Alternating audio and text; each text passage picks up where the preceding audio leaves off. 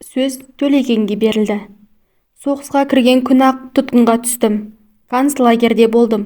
Жағдайымыз нашар болды. Беделді бір қазақтың ізденуімен мұсылмандарды қара жұмысқа жіберді. Ол кісі болмаса тірі қалмайтын едік.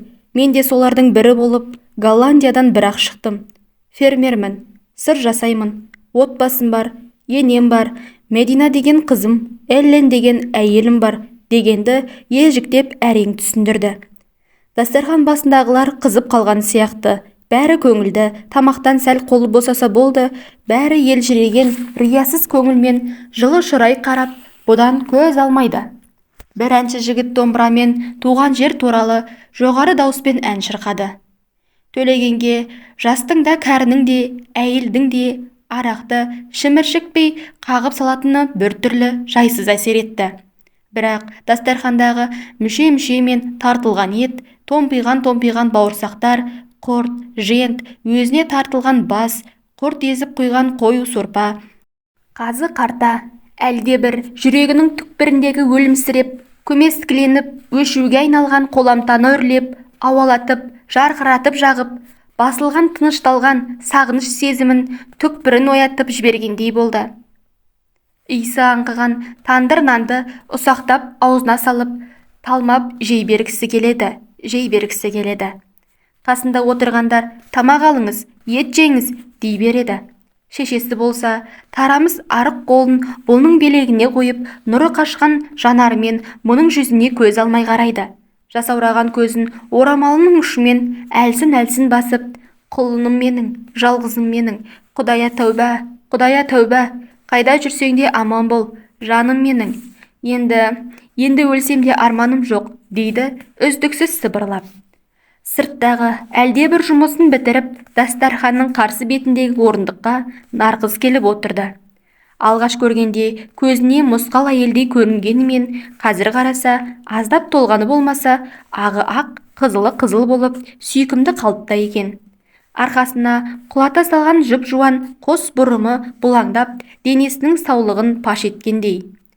Басындағы орамалы да өзіне бек жарасып тұр. Өңі гүл-гүл жайнайды. Ол сырттан бекер кірмепті, сөз берілді. Рөмкесін қос қолдап ұстап, жайлап орнынан көтерілген ол даусы дірілдеп, Мен өте қуаныштымын, деп біраз үнсіз тұрып қалды. Даусы қалтырап, осы күнді біз қанша күттік, деп ол ышқынып жылап жіберді. Елдің бәрінің көңілі босады. Ары қарата сөзін жалғастыра алмайтынын білдіргендей аузын алақанмен басып, рөмкесін көтерген күйі сыртқа шығып кетті. Дастархан басындағылар үнсіз отырып қалды. Осы бір күйден әнші жігіттің салған әні серпілткендей болды. Тағы бір ет жақын бір-екі адам сөйлеген соң кезек ұлына келді. Ақ сары жігіт бұйра шашын серпіп тастап, кең маңлайын бір сипап жіберіп, Әке, біз сізді 30 жылдан астам күттік. Қара қағаз алмаған соң, сіздің тірі жүргеніңізге әжем де, шешем де сенді. Біздің әр күніміз Шәкіш апайға барып, бал аштырып, құмалақ салдырудан басталатын. Ол кісі де Төлеген тірі, 4 құбыласы түгел, деуден тайған жоқ. Жақында ғана қайтыс болды. Жатқан жері жайлы болсын. Әжем тіпті ол кісі кеткелі сөйлесіп жүрген телефонынан жоғалтып алғандай сезінді. Сізді ойлап ауырып қалатын болды. Шешем екеуміз сізге іздеу салып таппағанымызда, әжемнің де қазір ортамызда отыруы не ғайбыл еді. Міне, енді қауышып қуанып жатырмыз, дегенде даусы жарық шақтанғандай болды. Ол тамағын бір кернеп алып, сөзін ары қарата жалғастырды. Сіздің тірі жүргеніңізге сенген сайын балаларға не айтатынымды білмеймін, деп жігіттің көңілі босады. Олардың әкелері болса соғыс ардагерлері, орден медальдары бар. Партада алдыңғы қатарда бірге жүреді. Ал жеңіс күні елдің бәрі тойлап жатқанда мен үйде тығылып отырамын. Ешкімді көргім келмейтін, деді ол бала құсап, еңкілдеп жылап. Мен сонда дезертердің баласы болғаным ба? Сіз сатқын болғаныңыз ба? Дегенде ол сөзді түсініп қалған әкесі тіксініп, шытынып, сұрланып жиырылып қалғаны болмаса, сыр білдірген жоқ. Тілеулес жылағанын тоқтатып, кішкене қатайып алды. Бүйтіп жүргенше соғыста неге ерлікпен өліп қалмадыңыз, деп масайған жігіт әкесіне ұмтылды. Қояй тілеулес, жындысың ба? Үйіңді, малыңды сатып тірнектеп жүріп, жиған тергеніңнің бәрін салып, әкеңді сағынып сонша іздеп жүріп шақырғандағы құрметің осы ма? Өліп қалса, осындай қуаныш болар ма еді? Әне, қарындасың бар екен. Қой бала, өмірге ештеме жетпейді. Ана шешелеріңді ренжітпе, деп оны сыртқа сүйреп кетті. Төлеген болса, екі адамға берілген бір мылтықпен мұздай қаруланған фашистерге қарсы қайысып шыныққанымыздың өзі ерлік еді, деп айтқысы келген, бірақ айтпады. Көзі жасаурап, өңі қарауытып, үнсіз отырды. Қайтсына енді, оған да қиын болды. Балам, оған ренжіме, деп Төлегеннің білегін шешесі арбиған қу сүйек саусақтарымен қысып қойып, кінәлі жүзбен жапақтап көзіне қарап қояды. Одан кейін дастархан басында бір сәт ыңғайсыз тыныштық орнап қалды. Осы кезде домбырасын қағып жіберген асаба жігіт сары бидай әнін әуелетіп ала кетті. Отырғандар «Беу шіркін-ай, туған жерге не жетсін?» деп тамсанысты. Дастархан қамымен ас су жөндесіп, қазан басында жүрген абысына жын, қатар жүрген құрбы келіншектер рөмкесін ұстап, үйден жүгіре шыққан Нарғызға тиісіп: «Әй, ана байың жас жігіт құсап, осқырынып сымдай болып тартылып тұр, түк қартаймапты. Оған қарағанда біз жасымыз кіші болса да, оның апасындай болып кетіппіз. Келгенде ең құрымаса бетіңнен сүйді ме? Қысып құшақтады ма?» деп қажап жатыр. Жүз көріскенде өзіне онша жоламаған 30 жылдан астам күтіп, елесіне алданып, күнін өткізген, тілеуін тілеген жары, міне, бір аттам жерде отыр. Мүлдем бөтен, мүлдем жат. Діріл қаққан шешесі мен жалғызын жетектеп, алыста жүрген сүйген жардың елесін асқар таудай қалған көріп, көңіліне медет қылып, бұлықсыған жастықтың жар құшағын аңсаған алапат өртімен жалғыз арпалысқан азапты түндерінде жасқа шалынған кірпігінен сүйіп алыстайтындай аялаған, еркелеткен, тәтті қиялының арқауы болған, ешкімге теңермеген асыл жары әне отыр. Бөтен, мүлдем бөтен екенін сезіп отыр. Әлде жат жердегі жарын сағынып отыр ма? Кім біледі? Өзіне жалындап бір қарамай бейжай күйде отырған Төлегеннің сипаты көз алдына тағы бір рет анық келе елестеді. Сол еді көкірек тұсы ашып, қапыда қанжар қадалғандай ауырсына ышқынып, қабағы түйіліп, қара көзіне лық жас толды. Қаңғырып айдалада қалған қайыршыдай аянышты күйін қайранға батып, қаңырап қалған ескексіз қайықтай бейшара қалпын көп көзден қалай жасыратынын білмей жанталасқан. Үкілеген үміті желге ұшқан. Аянышты жетім қалпын ешкімге көрсеткісі келмеген, шын қуанған кейіп танытқан. Бірақ іші күйіп барады, жүрегі қысылып барады. Тарам-тарам болып аққан жас бетін жуып барады, сырғып барады. Ие болар емес. Ибай, мынау жылап отыр ей. Қой енді, күйеуің әне отыр. Сонша жыл сұранып тосқан байың келді не? Ол құшақтамаса сен құшақта. Некелі жарың ол сенің. Еш сөгеттігі жоқ. Қаздиып бөтен болып отырса да жер басып жүргенін көрдің. Бізді айтсаңшы, не бала жоқ, не бай жоқ, бір жапырақ қара қағаздың басқа елесіне де зар болып қалған жоқпыз ба? Деп жамыраса жұбатып, 20-сында жесір қалған әйелдер құнжыңдап, көздерін сүрткілеп отыр еді. Бір сәттен соң аңырасын кеп. Нарғыз шошып кетті. Көз жасын тиіп: «Қойыңдар енді, сабыр етіңдер. Алланың маңлайымызға жазғаны осы болса қайтеміз енді. Енем байғұс біздің жылап отырғанымызды көрсе, не болды? Өзі қалт-құлт етіп әрең жүреді. Келіңдер, жақсылық үшін алып жіберейік», деп шүпірлетіп арақ құйды. Оны алып қойған соң, екі аяғымыз тең болсын деп, сосын қыршыннан қиылған боздақтарымыз үшін деп, тағы бір рет алысып жіберісті. Бір сәт үнсіз отырып қалған 41-ші жылдың келіншектері, «Құдай енді жылауды көрсетпесін», деп біріне бірі басу айтып, бірін-бірі жұбатып, бірінің көз жасын бірі сүртісті. Осы отырған күндеріне де шүкіршілік десті. Ошақтың басында жатқан газеттің бір шетінен жыртып алып, бірінің қалтасынан табылған махорканы орап алып, түтінін будақтатып тартысты. «Әй, бүгін той ғой, келіңдер, бір-екі ән салып жіберейік», десіп, барылдаған дауыстарымен орысша, қазақша берілген әндерден әуелете шырқасты. Түннің бір уағында Төлегеннің құрметіне жайылған дастархан жиналып, келген қонақтар тарады. Туған жердің топырағына табаны тиісімен Төлегенді ел-жұрт төбесіне көтеріп жүрді десе де болады. Туған туысы былай қойғанда көрші қолаңға шейін есік төр көрсетеміз деп шақырып, тік тұрып күтісті. Оның тілі де сынып қалған қазақшасы икемге келіп, тәп-тәуір сөйлей алатын қалыпқа келіп қалған. Өйстіп жүргенде кететін уақытта келіп қалды. «Сізге келініңізді алып келейін, көрсетемін», деп шешесіне уәде берді. Бүкіл ел болып шығарып салысты. 3-4 ай өтті ме, өтпеді ме, Төлегеннің шешесі тұмауратып, халі нашарлай берді. Екі сөзінің бірі Төлегенім болды. Төлеулес хабар жіберді. 2 адамға шақырту қағазында қосар рәсімдеді. Төлеген ана жолы келгенде барлық туған туысқандардың атын жөндерін, бала-шағаларының нешеде екенін шейін жазып алған.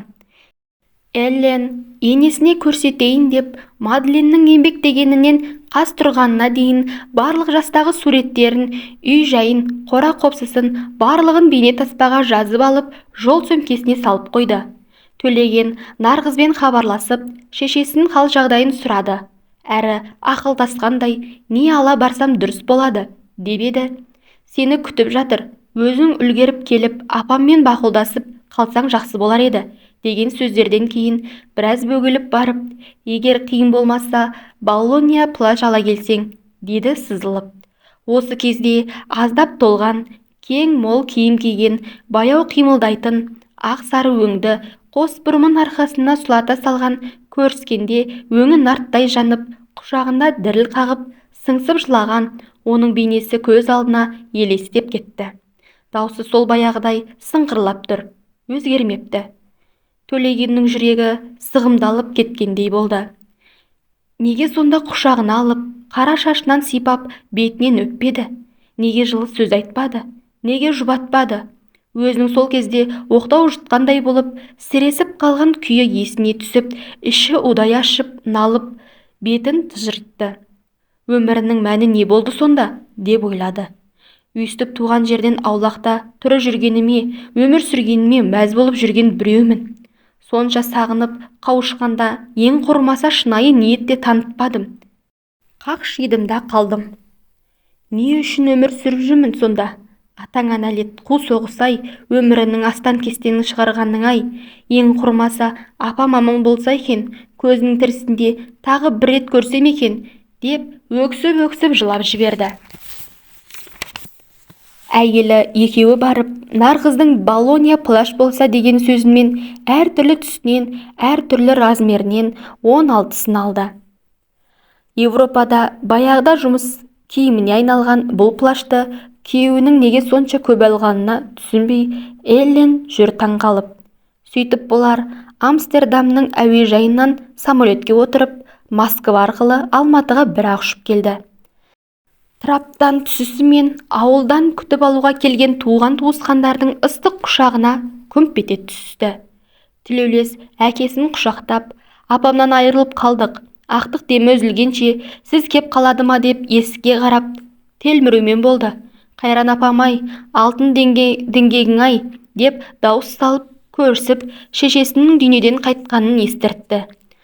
Одан кейін қалғандары құшақтап көңіл айтысты. Эллен Төлленнен кейін өзін құшақтап жылы-жылы сөз айтқан адамдарды түсінбесе де басын изеп жақсы дейді. Кірпігін жалп-жалп еткізіп, қағып, үлкен көгілдір көзілдірігімен Төлегенге «Дұрыс деп жатырмын ба?» дегендей жаутаңдап қарап қояды. Элленнің өмірінде дауыс салып жылап амандасқанды бірінші рет көруі.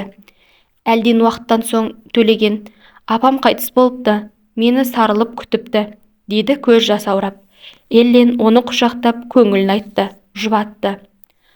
Ауданның бірінші хатшысының бір күнге сұрап алған желмен жарысып, арындаған ақ волганың алдында кесіліп жатқан, таспадай тілінген, жыландай ирелеңдеген асфальт жол дөңгелектерінің астында үнсіз жылжып кеп жұтылып жатыр. Жолдың екі жағындағы ағаштар, үйлер шыр көбелек айналып, елбек қағып артта қалып жатыр. Орнынан қозғалмай, бұларға маңғаз қарап тұрған, ұшар басы аспанмен астасқан, кеудесіне ақ бұлттар еркелеп оралған таулар ғана. Бұлар Райымбек Батыр бұлағы деген жерге келіп, біраз бел жазды. Лездемде дастархан жайылып, суытылған кесек-кесек ет, қазы қарта, тандыр нан, томпиған бауырсақтар, тоқаштар, сусындар, мойны сорайған экстра арағы, тоқ-қарын коньяктар бой түзей қалды. Төлеген бұлақ суына қолын жуып, уыстап ішіп, дастарханға жақындады. Тандыр наннан бір сындырып алып, аузына салып, бидай нанның мұрын жарған, аңқыған иісін сіміріп, үнсіз тұрып қалды. Шешесінің табадан қызыл күрең болып піскен нанды шығара салып, орамалының ұшымен ұстап сындырып, өзіне ұсынатыны көз алдына елестеп, көңілі босады. Міне, енді сөйткен шешесі енді жоқ. Бұны күтіп көз жұмыпты. Артық демі қалғанша есікке қарап телміріп жатыпты. Бір көрсем деп армандап кетіпті. Төлегеннің осы күйін сезген туған-туысқандар басу сөздерін айтысып, шешесінің өзін көрген соң жалғызымды көрсеткен Алла тағалама разымын, енді өлсем де арманым жоқ дегенді жиі айтып отыратынын еске алысты. Арты той болсын, келулеріңмен дегендей тостар айтылып, ахаң мен коньяктан бір-екі рет алысып та жіберісті. Сонымен қас қарая ауыл шетіне ілікті. Бір топ жақын жуықтар дәм-тұзын алып, бұл жерде де күтіп тұр екен. Мәшинеден түскен екеуімен кезек-кезек көрісіп, көңіл айтысты, амандық саулық сұрасты. Үйде тәтем, шешесі, немерелерімен күтіп отыр деген тілеулестің сөзінен кейін бәрі жапа-тармағай көліктеріне мініп, Төлегеннің қара шаңырағына қарай бет түзеді. Есіктен кіргенде бастарына ақ байлаған, бойлары бірінен бірінің сәл қалыңғы 7 ұл баланың шырылдап, аға жем-ау, берекем-ау, алтын діңгегім-ау, атам келді, біліп жатырсың ба, деп ботадай боздаған жоқтауын естіп, Төлеген үнсіз егіліп тұрып қалды. Тілеулестің ұлдары, менің немерелерім. Әлдекім өзін сүйемелдеп, қатар-қатар тұрған ұлдарға апарып, кезек-кезек көрістіріп шықты. Сол сүйемелдеген күйі үйге алып кірді. Жібектей созылған өзіне таныс әуезбен енесін жоқтап отырған нар қызға әкеп көрістірді. Оның ішінен шыққан шеріне, айтқан сөздеріне жыламаған адам қалмады. Апам мені көріп, көңілі жайланып, жеткенімдегі 20-сында жесір қалып, нар қыз арманда кетіп бара жатыр екен ғой, деп Төлеген енді шын егілді. Иығы селкілдеп, нар қызды тас қып құшақтап, еңкілдеп бала құсап, ұзақ жылады. Өзінің нар қызы екенін, өзінің аңсап, сағынған сүйген жары, азап шеккендегі желеп жебеген періштесі, қиналған сәтіндегі қасына тұратын елесі, осы зарлап отырған жан екенін анық танығандай болды. Өмірінің астан-кестенін шығарған, жарымынан туған жерінен айырған ит соғысай, арманда кетіп бара жатқан қайран өмір-ай, деп ел енді таусыла жылады. Тұрғандар, сабыр етіңдер, бұл күнді көрмей кеткендер де бар. Құдайдан түбін сұраңдар. Апам енді артына майын шашсын, жақсылық болсын. Ол кісінің арманы жоқ қой, өз көздегімен кетті, жалғызын көрді, немере сүйді, деп басу айтып жатыр. Осы кезде нарқыздың кең мол құшағына балағы қуықтай ақ сым киген, ақ селеу шашын қысқа қылып қидырған, сыртынан қарағанда жасөспірім қыздай болып көрінетін Эллен келіп сүңгіп кеткен еді.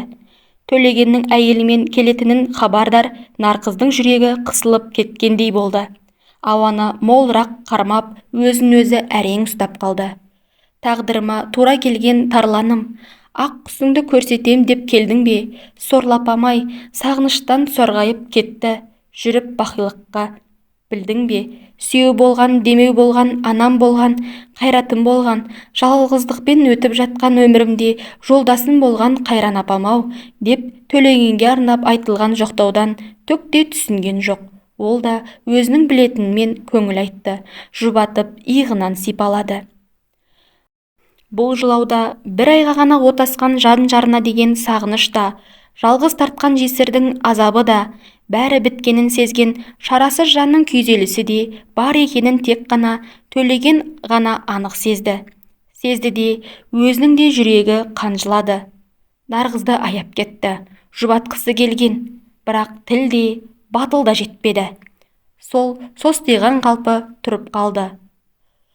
Қолға су құюға даяр тұрған шылапшын сүлгі шәугім ұстаған қыз-келіншектер жағалай жүріп, жылағандар бет шайқаған соң келгендерді дастархан басына шақырды. Осы кезде сырттан бірінің артынан бірі тізіліп, қаздың балапанындай болып балалар кірді. Алдыңғысы Елленге жақындап келіп, бетін тосып, елім Албан, руым жарты, атам Төлеген, әкем Тілеулес, атым Қайрат, әжемнің баласымын деді. Төлеген мен Еллен бетінен сүйген соң екіншісі келді. Ол да жаңағыдай қайталап келіп, атым Серік, апамның баласымын деді. Үшіншісі келіп, атым Жақсылық, әкемнің баласымын деді. Сөйтіп кезегімен келіп, жетіншісі өзін таныстырып біткен кезде Төлеген әйеліне қарап, менің немерелерім, деді. Елленнің көкпеңбек көздері айран асыр болып, шаштарын тоқырайтып алып тастаған, бастары қазандай-қазандай, қол-аяқтары балғадай-балғадай болып, топ-толық, шып-шымыр болып, сап түзеп, монтайып тұрған балаларға қарап, бәрі Тілеулес пен Сәуленің балалары ма? Деп сұрады. Иә деген Төлегеннің жауабынан кейін Еллен екі алақанымен екі жағын басып, басын екі жаққа кезек-кезек шайқап, о, құдіреті күшті Құдай ана, осыншама баланы бір әйел туған ба? Бұның бәрі қалай бағады? Бәрі ұл ғой өздері, деді сұңқылдап. Қой, біздің қазақта бала туралы өйтіп айтпайды, көңіліне келеді, деп Төлеген өмірінде бірінші рет ескерту жасады. Олардан көз алмай қарап тұрған Нарғыз ғана, мынау не деп тұр? О жаратқан ем, тіл көзден сақтай көр немерелерімді, деп тіксініп ішінен тіл тимесін деп түкіргендей ишарасын жасады. Қонақтар дастархан басына жайғасты. Буы бұрқырап, мүшем-мүшем жасалған табақтар таратылды. Төлегенге бас тартылды. Еллен дастарханға қарап, әлдене деп жатыр. Бір уақытта ұшып тұрып, шабаданына жүгірді. Одан фотоаппарат сияқты әлденені алып, отырғандарды да айнала жүгіріп, суретке түсіре бастады. Нарғыз Төлегенге қарады. Әйеліне отыр деп айтама деп. Бірақ ол үндемеді. Ауылдың ақ жаулықтылары сыбыр-сыбыр етісіп Елленге қарайды. Көздеріне оның тыртиған аппақ сым киіп алғаны да, шашын еркек баланыкі ұқсатып, шұнтитып, қиып тастағаны да, тұштаң-тұштаң етіп, шошаңдап, ары-бері жүруі де тым ерсі көрініп отыр.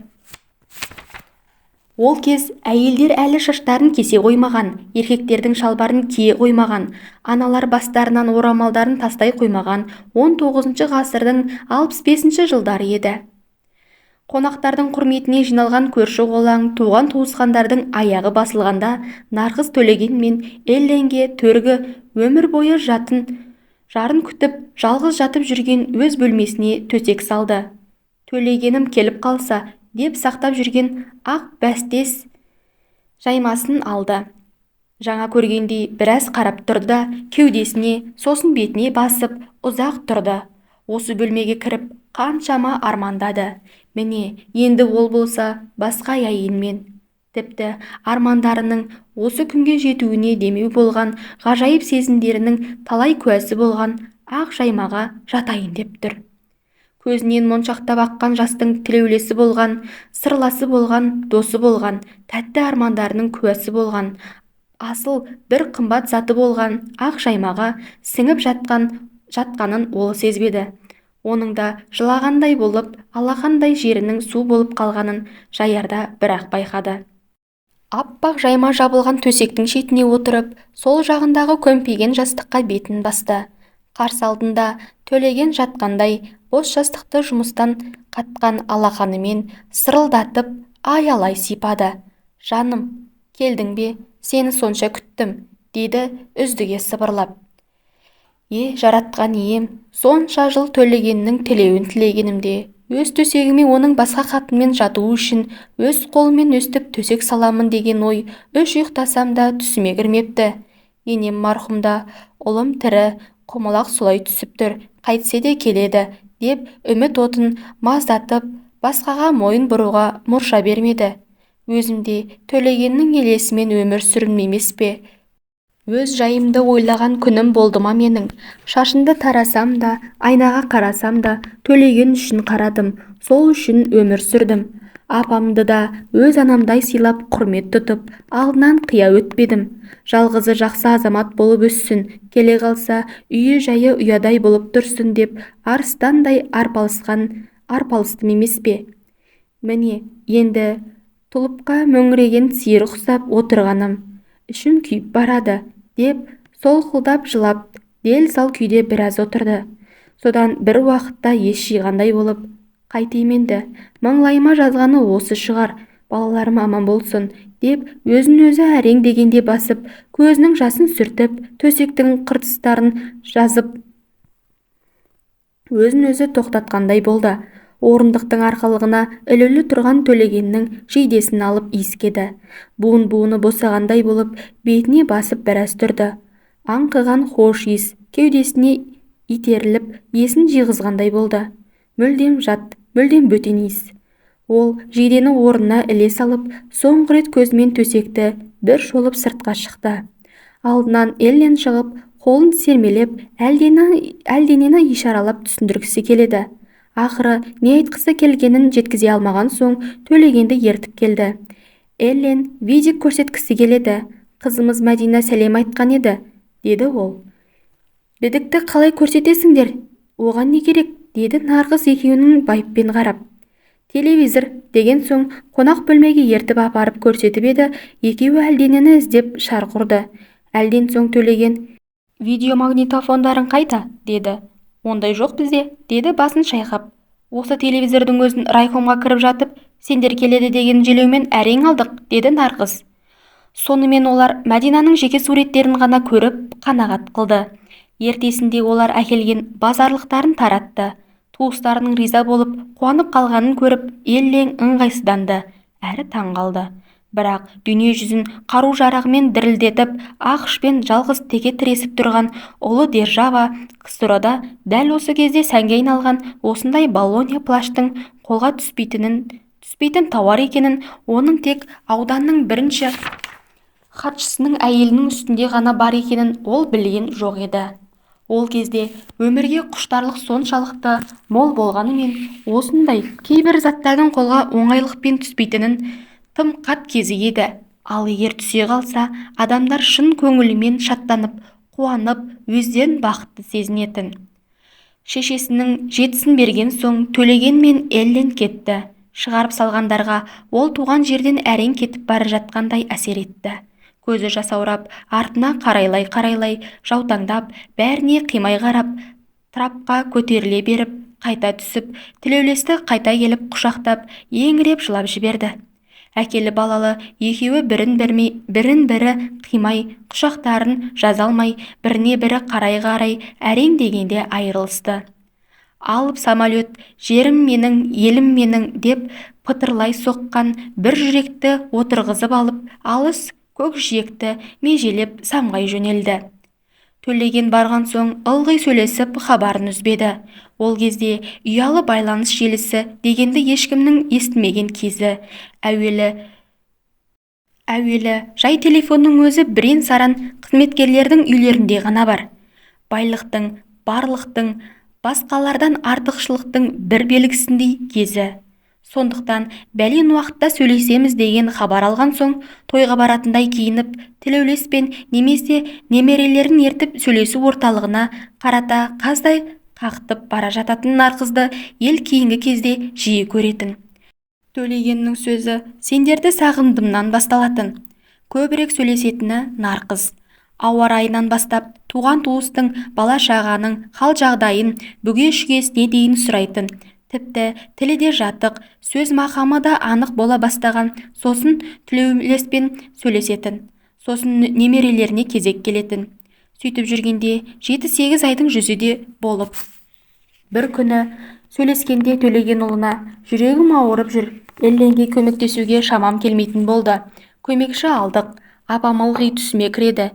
Үйге қашан қайтасың, деп ылғи сұрайды. сендерді қатты сағынатын болдым. Туған жерді енді бір көрсем арманым жоқ, деді. Телеулес тағы шақырту қағазын жіберді. Әкесі келді.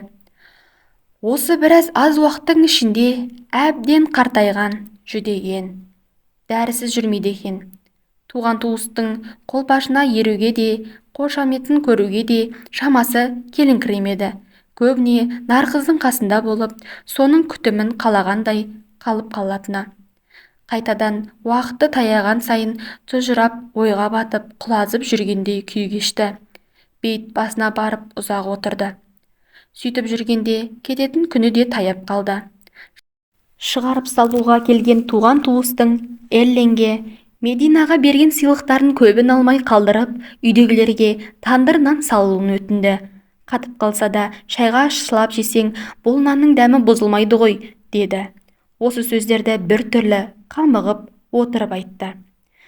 Дастархан басына Нарқызға қарап, шаңырақты қаңыратып тастап кетпей, алтын қазық болып байланып, баласын өсіріп, шешесін бағып отырғанына, оны арулап жөнелткеніне рахмет айтып, сөзінің соңына «Кешір, сені бақытты ете алмадым» деген сөздермен көзі жасаурап отырып, кінәлі кейіппен аяқтады.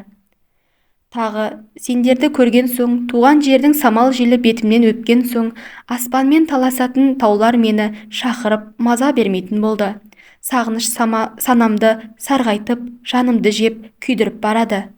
Бір күнде бөтен елде тұра алмайтын халге жеттім. Келейін десем, сендерді құдалайтын күн туама деп қауіп қыламын.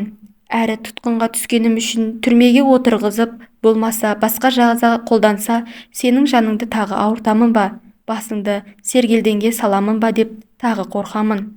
Тағдырыма мойынсұнып, сонда қалайын, тынышталайын десем, туған жердің сағымы, туған туыстың ыстық ықыласы, сенің балаларымның бейнелері күн өткен сайын жақын болып, алыста жүргенім қинап барады мені. Туған үйдің табалдырығы түтіні елестеп, аңсап, ұйықтай алар емеспін, дем алар емеспін, бөтен жерде тұншыққандаймын. Ана жолы келгенде, жаным осында, туған жерде, сендердің қастарында қалып қойған секілді. Елленге құр сүрілдерімді сүйретіп бара жатқан сияқтымын деп айтқысы келген, бірақ айтпады. Нарқыздың қолын уысына салып, көзінен мөлт-мөлт етіп аққан жасты сұқ саусағымен іліп тастап, мұңайып ұзақ отырды. Оның бетіндегі тарам-тарам болып аққан жасты алақанымен сүртіп қояды. Екі мұңдықтың осы отырыстарына қарап, көңілім босамаған жан қалмады. Ұшақтың аппақ бауыры соңғы рет жарқ етіп, анық көрініп, аспанға көтеріле берді. Көздерінің жасын сүртіп, шығарып салғандар ауылға қайтты. Бұл Төлегеннің туған елге соңғы сапар еді. 2 айдан кейін оның бақилыққа аттанғаны жайлы хабар келді. Нарғыз дастархан жайып, Құран оқытып, жерлеу рәсімін 40 жылын өткізді. Немере көрген, өсіп өнген, қариялыққа жеткен жан ретінде жуғысына түскендерге киім таратып, жібектен пішілген жыртыс жыртылып таратылды. Келгендердің сай-сүйегін сырқыратып, бәрін жылатып, өзінің тірі жесір болып, құсалықпен өтіп бара жатқан өмірінде Төлегеннің адасқан қаздай арманда кеткен тағдырында қосып жоқтады. Туған жерден мың-мыңдаған шақырым алыста, жат жерде елім жерім, қазағым, анам жарым, балаларым деп дүрсілдеген, сағыныштан сарғайып лүпілдеген бір асау жүрек соғысын тоқтатты. Тағы бір арманда кеткен солдаттың денесі бөтен топырақпен көміліп, жаны мәңгілікке тыныш тапты. Жан ұшып жүреді дейді ғой, мүмкін ол туған топырағына оралған шығар. Шығыстан шыққан күнді қарсы алып, аспанмен таласқан тауларын құшып жүрген шығар. Даланың самал желмен жарысып, Нарқыздың бетін өбіп жүрген шығар. Қимас жақындарын көріп, немерелерін, жалғызын желеп-жебеп жүрген шығар. Барлық арманы орындалған шығар. Кім біледі? Бәрін бір Алла біледі. Осымен әңгіменің соңы. Әңгіме ұнаған болса, арнаға жазылып, пікір қалдырып кетіңіздер.